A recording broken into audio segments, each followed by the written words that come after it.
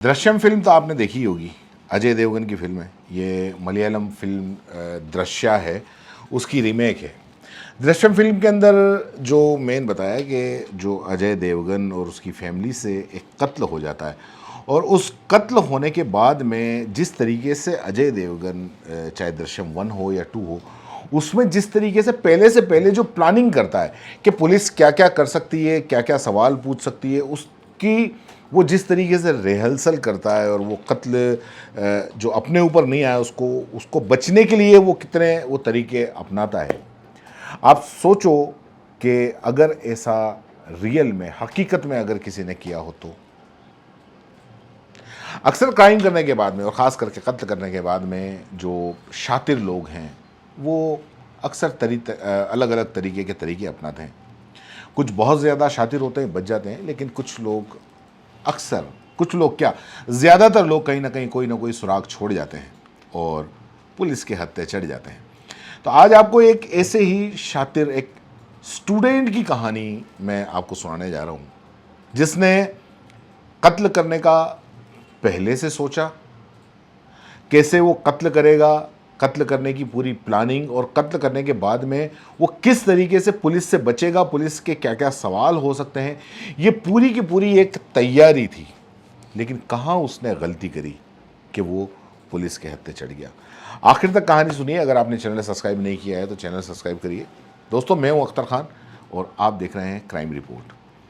तो दरअसल ये जो कहानी है वो एक स्टूडेंट की है। मैं आपको पहले ही बता चुका हूँ, स्टूडेंट काफ़ी समझदार, ज़हीन, इंटेलिजेंट, और उसको एक कत्ल करना था। उसने ये कत्ल करने का कोई महीने 2 महीने पहले नहीं, करीब 2 साल पहले उसने सोच लिया था कि मुझे ये कत्ल करना है, और उसके बाद में किस तरीके से बचना है उसकी भी उसने पूरी की पूरी प्लानिंग बना दी थी। और जब ये प्लानिंग जो आईओ है, यानी कि इन्वेस्टिगेशन जो ऑफिसर हैं, उन्होंने जब देखा, जो बड़े बड़े पुलिस अधिकारी है, उन्होंने जब ये पूरा के पूरा सुना तो वो भी शॉक्ड हो गए। तो शुरू करते हैं। कहानी दरअसल शुरू होती है कर्नाटक से। 30 मई 2016 को कर्नाटक के हुबली का इलाका है। एक पुलिस के पास में फ़ोन आता है, एक खेत के अंदर एक लाश पड़ी हुई है। अब लाश की जो हालत है काफ़ी मतलब ऐसा लगता है कि काफ़ी एक सड़ी गली हालत के अंदर वो लाश थी। काफ़ी गल चुके थे, उसके जो कपड़े थे वो भी काफ़ी गल चुके थे। और जहाँ पर वो लाश मिली थी वहाँ पर जनरली किसी का आना जाना नहीं था। खेत के बीच के अंदर लाश थी, वहाँ कोई आम रास्ता नहीं था, और ऐसा लग रहा था मानो जैसे किसी ने खड्डा खोद के और गाड़ने की कोशिश की हो, जो कि बारिश और इसकी वजह से वो लाश बाहर आ गई हो। वहाँ से कभी कोई किसान गुजरे होंगे, उन्होंने जब देखा तो पुलिस को इत्तला दी। पुलिस आई, उसने छानबीन करी तो लाश के पास से और तो कुछ नहीं मिला। उसके गले में एक सोने की चेन थी। उस सोने की चेन पे एक AA लिखा हुआ था। काफ़ी खोजबीन पुलिस ने करी, क्योंकि जब भी कोई ऐसी लाश मिलती है तो पुलिस के सामने सबसे बड़ा जो सवाल होता है वो होता है शिनाख्त का।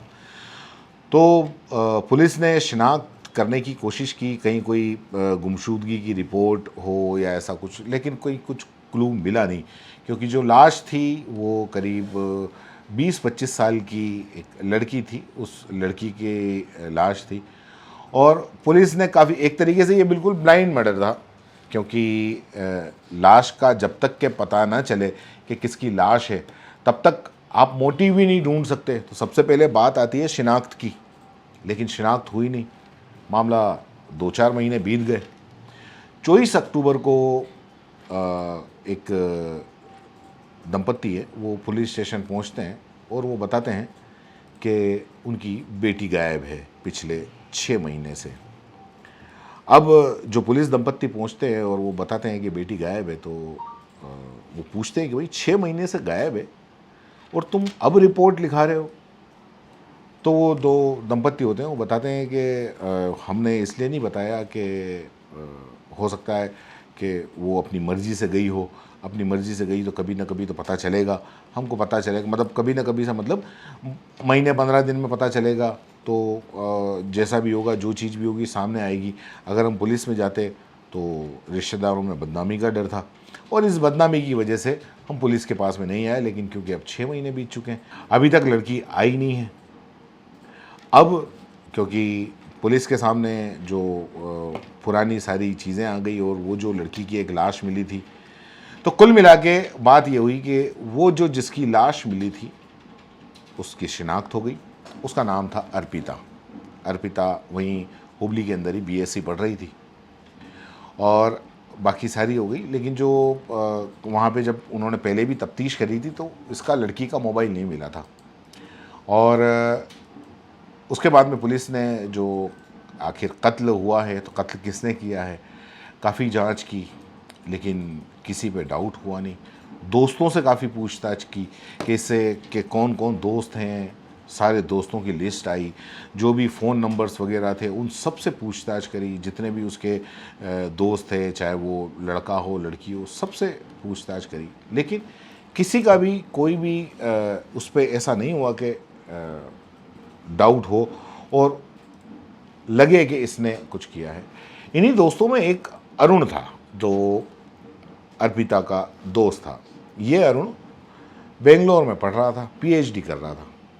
और क्योंकि ये अरुण और अर्पिता ये दोनों ने ग्रेजुएशन तक तो साथ पढ़ते थे, लेकिन बाद में जो अरुण था, अरुण चला गया पीएचडी करने बेंगलुरु और ये हुबली के अंदर ही रह गई, क्योंकि एक आध बार वो फेल हो चुकी थी तो इसकी वजह से वो जा नहीं पाई और आगे पढ़ नहीं पाई।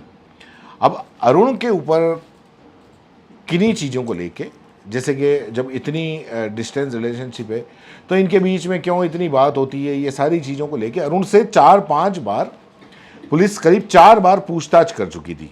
और हमेशा जो अरुण है वो अरुण एक ही जवाब देता और वो यही देता कि हम बहुत अच्छे दोस्त थे, साथ में पढ़ते थे और क्योंकि मुझे पीएचडी करनी थी मैं बेंगलोर आ गया और इसको ग्रेजुएशन वगैरह में आगे करना था। 1 साल ये फेल हो चुकी थी, ये हुबली में ही रह गई।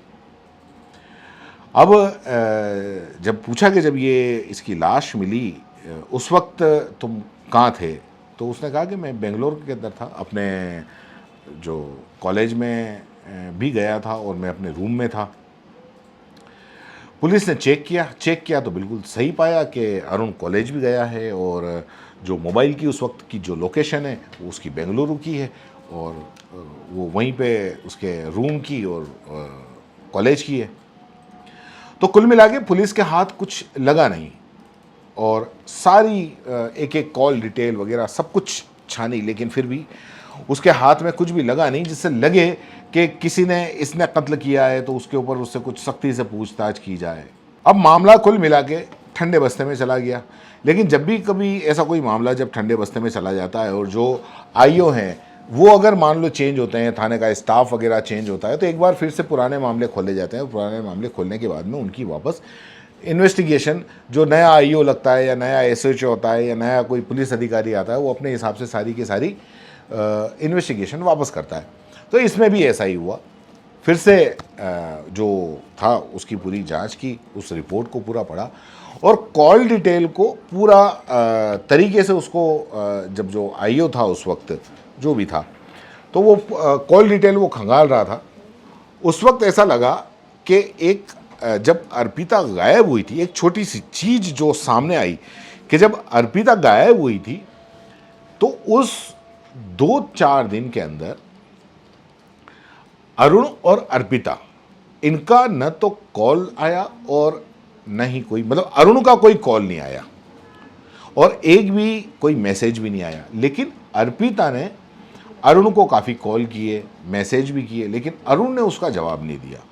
तो ये पुलिस को कहीं ना कहीं थोड़ा सा एक मतलब अलग से लगा। तो उसने पुलिस ने देखा कि यार इस चीज़ पे हम आगे बढ़ सकते हैं। तो आखिर अरुण क्यों बात नहीं कर रहा था अर्पिता से अचानक, क्योंकि जो अरुण था पहले 4 बार उसका स्टेटमेंट लिए जा चुके थे और जब भी उसके स्टेटमेंट लेते, क्योंकि कितना भी शातिर अपराधी हो, जब अगर मान लो अगर झूठ बोलता है और उससे अगर 3-4 बार अगर स्टेटमेंट लिए जाएंगे तो वो हर बार कहीं ना कहीं कुछ ना कुछ चूक करेगा। लेकिन जो अरुण था वो अरुण, क्योंकि बिल्कुल उसका एक जैसा स्टेटमेंट था, हमेशा एक ही बात बोलता और जब एक ही बात बोलता तो पुलिस वाले देखते कि मतलब इसका मतलब ये है कि जब बार बार एक ही बात बोल रहा है इसका मतलब बिल्कुल सही बोल रहा है। लेकिन इस बार जो अरुण और अर्पिता के बीच में ये जो चीज़ दिखी कि भाई जब अर्पिता गायब हो गई थी, उसको घर से गायब हो गई थी, तो अरुण ने 2 दिन तक आखिर इसको कॉल क्यों नहीं किया। अब पुलिस को ये थोड़ा सा अलग लगा, लेकिन अब पुलिस ने बजाय डायरेक्ट उसको बोलने के, क्योंकि अरुण भी जो था, उसका जो बैकग्राउंड था काफ़ी साउंड था। उसका जो बड़ा भाई था वो आर्मी के अंदर था, उसके पिता एक सरकारी अच्छे बड़े कॉलेज के अंदर प्रिंसिपल थे, और वो खुद क्योंकि पीएचडी कर रहा था, बहुत ज़्यादा ब्रिलियंट और बहुत इंटेलिजेंट स्टूडेंट था। और पुलिस को यही लगा कि अगर मान लो हमने उसको ऐसे ही अरेस्ट वगैरह किया तो बड़ी मुसीबत हो सकती है, तो वो चुपचाप अरुण पे नज़र रखने लगे। और नज़र रखने के बाद में उन्होंने जो अपने बड़े पुलिस अधिकारी है उनसे बातचीत की कि ये इस तरह की बात है, ये थोड़ा सा हमें कुछ अलग लग रहा है, तो इस पे आगे हमको बढ़ना चाहिए। तो अधिकारियों ने भी कहा कि पहले हमेशा आप अरुण को इन्फॉर्म करते हो, कि इन्फॉर्म करने के बाद में आप बोलते हो कि आप यहाँ आ जाओ या पूछताछ के लिए आप वहाँ चले जाओ। इस बार आप बिना इन्फॉर्म किए सीधे आप अरुण के रूम पे चले जाओ, ताकि वहाँ तलाशी भी हो जाएगी और उसके जो भी बातचीत हैं, सवाल जवाब हैं, वो सवाल जवाब भी हो जाएंगे। ये बात जो इन्वेस्टिगेशन ऑफिसर है उनको ठीक लगी है। वो जाब्ते के साथ में सीधे अरुण के बेंगलुरु स्थित जो अरुण का मकान था, उस मकान पे, मतलब रूम जहाँ पे वो रहता था पढ़ाई के लिए, वहाँ पे चले गए। जैसे ही घंटी बजाई, सामने अरुण। अब सामने पुलिस वालों को देख के एकदम शॉक्ड हो गया। उसने कहा कि आप? पुलिस वालों ने कहा कि नहीं, ऐसे कुछ काम से आए थे हम, सोचा क्योंकि तुमसे 2-4-5 सवाल करने थे, अब 2-4-5 सवाल के लिए तुम आते, उससे ज़्यादा अच्छा है कि हमने ही यहाँ आके और सोचा कि तुमसे बातचीत कर लें। तो उस वक्त बिल्कुल अरुण एकदम नॉर्मल ही रहा। हाँ ठीक है, कोई बात नहीं, पूछो क्या पूछने हैं। अब उन्होंने 2-4-5 सवाल करे। सवाल करने के बाद में उन्होंने जो अरुण को बोला कि हमारे पास में तुम्हारे इस रूम की तलाशी लेने का ऑर्डर है। तो अरुण ने ज़्यादा कुछ आनाकानी की नहीं और उसने कहा कि ठीक है, आप तलाशी ले सकते हो, कोई परेशानी नहीं है, कोई दिक्कत नहीं है। अब क्योंकि पढ़ने वाला स्टूडेंट था, उसके रूम में कोई ऐसा हथियार वगैरह कुछ था नहीं। जितनी भी थी सारी की सारी किताबें थी। उन सारी किताबों को पुलिस वाले छान रहे थे।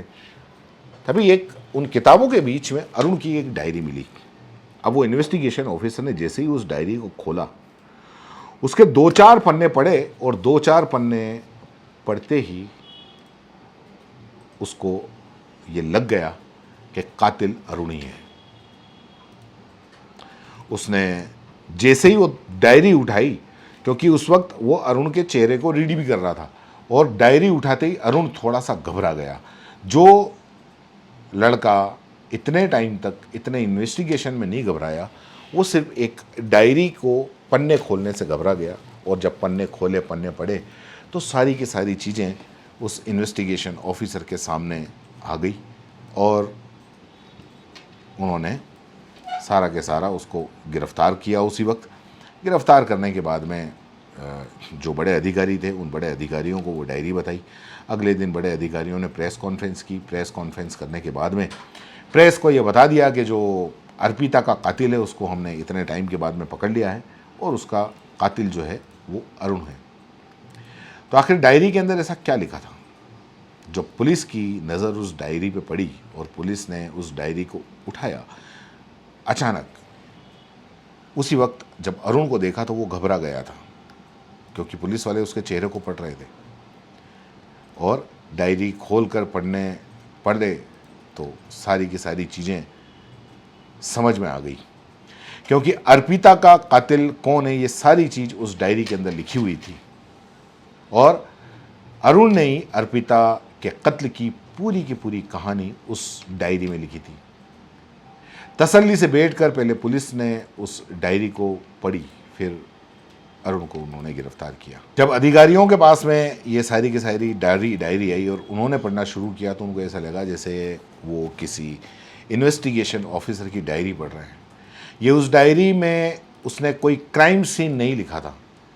वो इतना होशियार था कि क्या हुआ, कैसे हुआ, उस डायरी में सिर्फ ये था कि 30 मई को जब लाश मिली अर्पिता की पहली बार, तो ये खबर छपी, वो खबर छपी, मीडिया में किस तरह की उसमें उस खबर को एंगल दिया गया, क्या क्या उसमें शक जताए गए, पुलिस ने एफआईआर के अंदर क्या लिखा, एफआईआर में और किस किस के बयान हैं, इस केस में जब आईओ ने इन्वेस्टिगेशन किया तो इसकी इन्वेस्टिगेशन लाइन क्या थी, उन्होंने जो CDR call detail call record जब निकाले तो उसमें क्या मिला, कॉल डिटेल रिकॉर्ड के अंदर किन किन लोगों के नाम आए, कौन कौन लोग उसमें जो थे वो शामिल थे और किन किन के ऊपर जो था वो शक था, और लोगों से जो सवाल किए गए, पेरेंट्स से, कॉलेज में दोस्तों से, जानकारों से,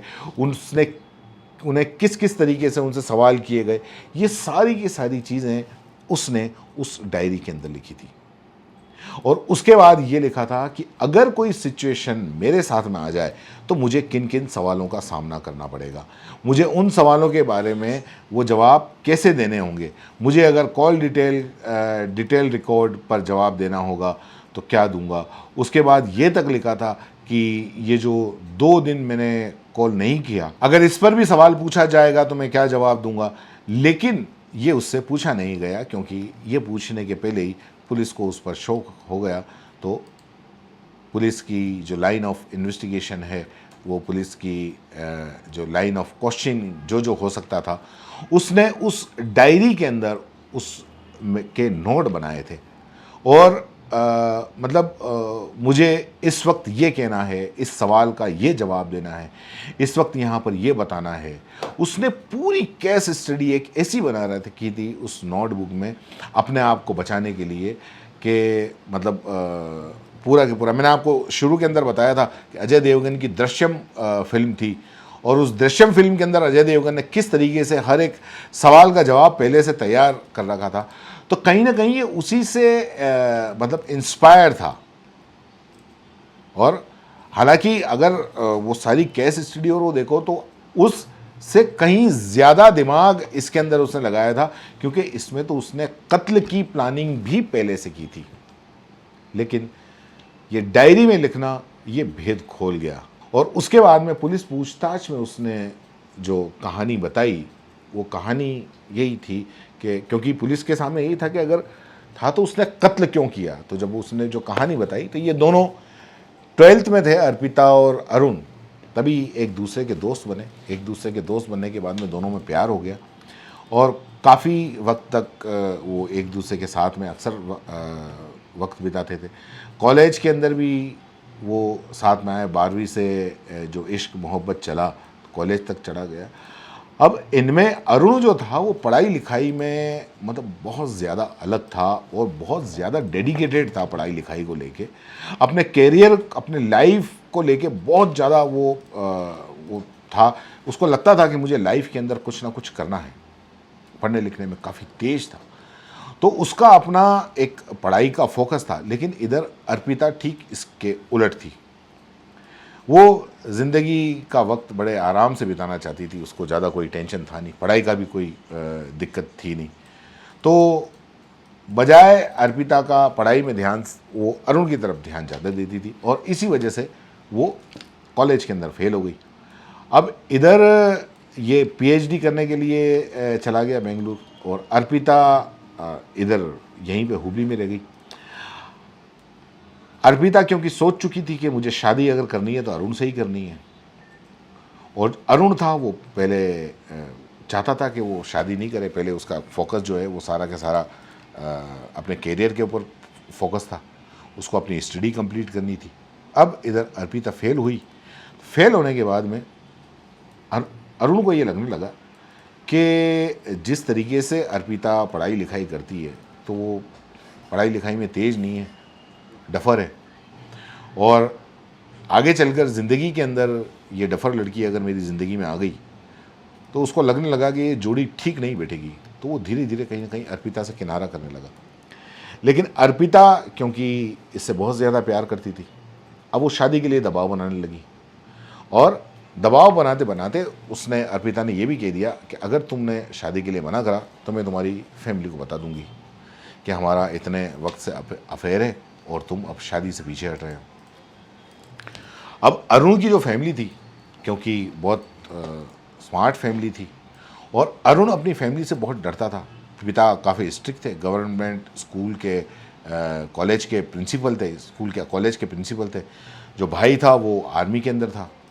तो अपने फैमिली को लेके वो बहुत ज़्यादा उसको डर था और उसके दिमाग के अंदर ये था कि अगर मान लो अर्पिता ने वाकई अगर घर के अंदर बता दिया और घर में अगर भाई बहन माँ बाप अगर इनको पता चल गया तो बहुत परेशानी हो जाएगी और मतलब पता नहीं मेरे साथ में क्या ही होगा।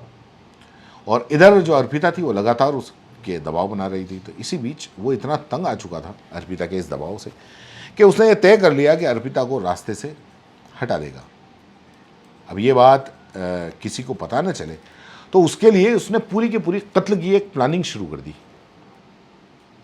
क्योंकि वो ये चाहता था कि कत्ल ऐसा हो कि जो बिल्कुल फुल प्रूफ हो, किसी को पता भी नहीं चले। और इसी के बाद उसने कैसे कत्ल करना है वो पकड़ में ना आए, उसकी तैयारी जो थी उसने काफ़ी पहले से कर दी थी। और वो जिस दिन से मिसिंग थी, अर्पिता जो मिसिंग थी, उस दिन से अरुण ने अर्पिता को फ़ोन नहीं किया। कहा कि मैं तुमसे मिलना चाहता हूँ, बट उसने जो फ़ोन किया वो अपने मोबाइल से नहीं किया, उसने फ़ोन किया कहाँ से, पीसीओ से। और पीसीओ में भी कहाँ, पीसीओ में भी वो बेंगलुरु से नहीं बल्कि हुबली पहुँचा। हुबली पहुँचने के बाद में उसने पीसीओ से कॉल किया, लोकल कॉल, और अपना जो मोबाइल है वो बेंगलुरु के अपने कमरे में ऑन करके साइलेंट मोड पे रख के और छोड़ दिया, क्योंकि उसको पता था कि मोबाइल अगर यहाँ रहेगा, साइलेंट रहेगा, तो घंटी भी बजेगी तो जो लोकेशन है वो लोकेशन बेंगलुरु आ जाएगा। और अपने साथ वो मोबाइल लेकर नहीं गया और वो सीधा हुबली गया। हुबली जाके वहाँ एसडीओ से फ़ोन किया और उसने कहा कि मुझे तुमसे मिलना है। अर्पिता वैसे ही उससे मिलना चाहती थी। अब दोनों ने मिलकर यहाँ पर जो लोकल जो झील थी वहाँ पर गए, काफ़ी इधर उधर घूमे। घूमते घूमते इनको शाम का वक्त हो गया था। शाम के 7 बजे ऑटो रिक्शा से दोनों थोड़ा शहर के बाहर चले गए और सुनसान जगह पे ऑटो को रुकवाया। रुकवाने के बाद में उन्होंने पैदल चलना शुरू किया। लगभग काफ़ी देर पैदल चलते रहे और खेतों के बीच में आ गए। अंधेरा भी उस वक्त हो चुका था। अब जैसे ही खेतों के बीच में आए, और क्योंकि मेन रास्ते से तो वो काफ़ी पहले हट गए थे, धीरे धीरे कच्चे रास्ते और ऐसे चलते हुए खेतों के बीच में आ गए। अब अंधेरा जैसे ही हुआ, मौका देखते ही अरुण ने अर्पिता के ही दुपट्टे में उसका गला घोंट दिया, उसी के दुपट्टे से। और गला घोंटने के बाद में जो खेत था उसमें एक गड्ढा किया। और क्योंकि बारिश 1-2 दिन पहले ही हुई थी, 2-4 बार बारिश हो गई थी, तो जो मिट्टी थी वो गीली थी, तो ज़्यादा वक्त उसको खड्डा खोदने में लगा नहीं और उस गड्ढे के अंदर उसने लाश दफन कर दी। लेकिन गड्ढा बहुत ज़्यादा गहरा नहीं था, तो इसलिए पूरी तरीके से मिट्टी में दबी नहीं होगी और दफना नहीं पाया होगा।